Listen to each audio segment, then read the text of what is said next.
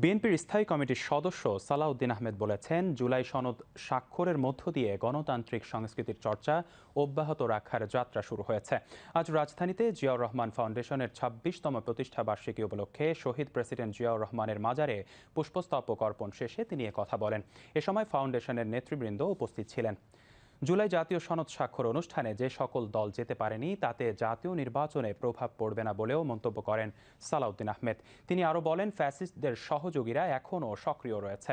তারা বিভিন্ন জায়গায় ফাঁকফোকর দিয়ে ঢুকে বিশৃঙ্খলা সৃষ্টি করছে। বর্তমান সময়ে সবচাইতে যেটা বেশি জরুরি তা হচ্ছে গণতান্ত্রিক সংস্কৃতির চর্চা, এটা অব্যাহত রাখা। যার যাত্রা শুরু হয়েছে গতকালকে জুলাই জাতীয় সনদ স্বাক্ষরের মধ্য দিয়ে। এটার পূর্ণাঙ্গ বাস্তবায়নের মধ্য দিয়ে বাংলাদেশে রাষ্ট্র কাঠামোতে গণতান্ত্রিক সংস্কারের মাধ্যমে একটি শক্তিশালী গণতান্ত্রিক সমাজ, রাষ্ট্র, সরকার বিনির্মাণ হবে।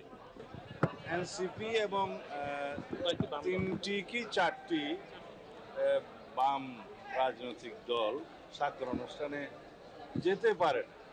স্বাক্ষর করার সুযোগ উন্মুক্ত আছে। আশা করি তারা ভবিষ্যতে সনদে স্বাক্ষর করবেন। আমাদের আগামী নির্বাচনের জন্য এটা বড় কোনো প্রভাব ফেলবে না।